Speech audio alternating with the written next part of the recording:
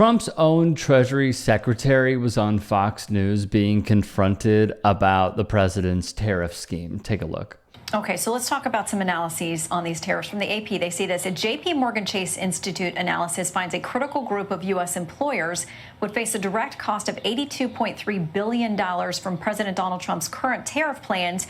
They go on to say the investment bank Goldman Sachs said in a report expects companies to pass 60% of their tariff costs onto consumers. Our most recent poll shows that 57% of Americans do think the tariffs are going to hurt the U.S. economy. So some of the experts, everyday Americans, they have real concerns about how this is going to cost them. What's your message to them? Well, I think there's a lot of misinformation out there. I think TDS, Trump derangement syndrome, has turned into tariff derangement syndrome. As soon as you call them the Trump tariffs, 90% of Democrats hate them. And I'm going to have to disagree with Goldman Sachs and JP Morgan. The empirical data shows that we have seen no inflation thus far. So that was Scott Bessent. He is Donald Trump's secretary pick, and he is a very wealthy hedge fund executive that has a net worth exceeding $500 million, just to give some context. And it shows how deeply out of touch he is with everything that is going on, especially as it pertains to Americans struggling every single day. Instead of engaging seriously with the polling data that we have seen already that shows what this would mean to so many people, Bessent chose to dismiss the public's utter frustrations with all of this as just another case of TDS, or Trump derangement syndrome. It is a favorite amongst the MAGA base. This kind of deflection minimizes the very real economic pain that we are all feeling. Anyone, really, except for the top 1%. That could be lower class, middle class, even though they're completely eviscerating the middle class, etc. Families who are bearing the brunt of rising prices on everyday goods due to these tariffs that they are putting in place. And while Bessent enjoys immense luxury and financial security, most Americans are living paycheck to paycheck at this point in time, and we are certainly feeling the squeeze of rising prices. Tariffs don't just impact trade, though. They hit us at the grocery store, for example, the gas pump, and just about everywhere else in American society.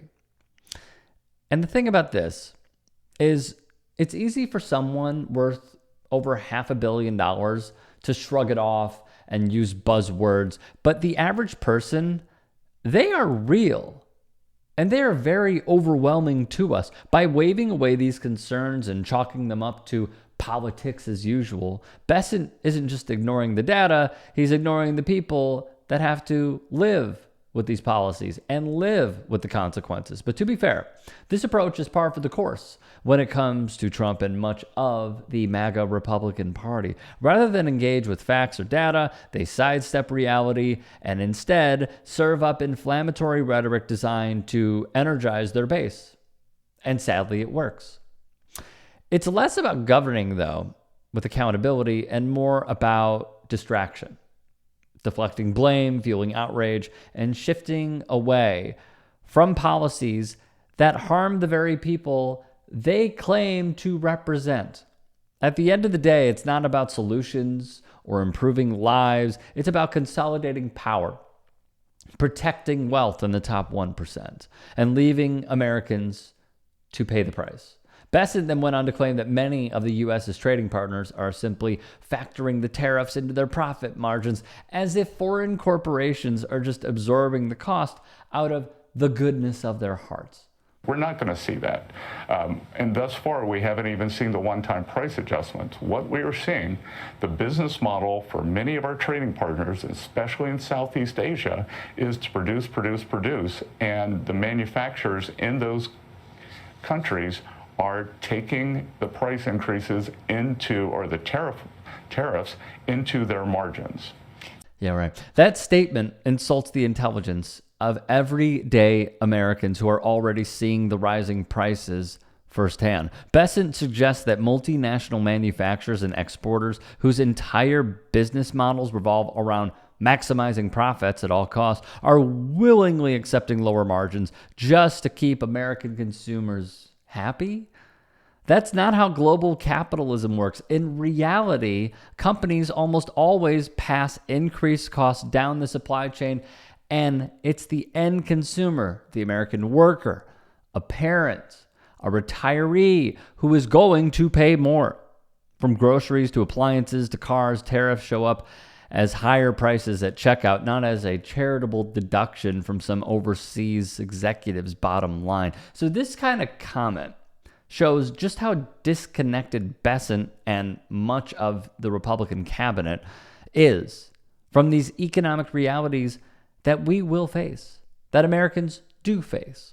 It's either deeply naive or willfully misleading to pretend that tariffs don't hit consumers hard. But again, it's easy to make claims when you're worth $500 million or more.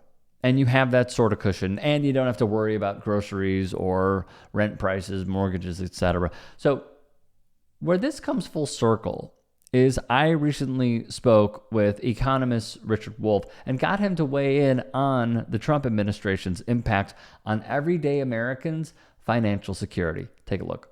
What they did is cheap advertising.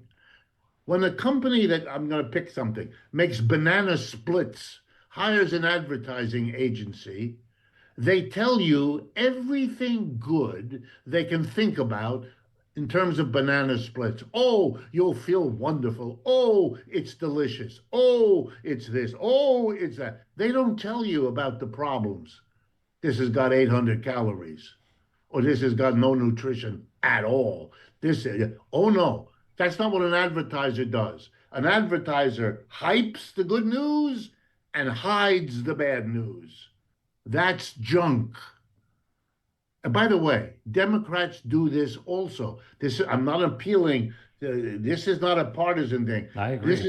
This is a tragedy that comes out of Biden and his news person every bit as much as, maybe almost as much as Trump and Levitt. But this is stuff which, if you have even just a little understanding of these things, you know you're listening. Look, when we hear a commercial, that's, say, a commercial for a bar of soap, and we hear the announcer say, buy this brand of soap because not only will you clean yourself up by using it, but it'll transform your sex life. Okay, we giggle.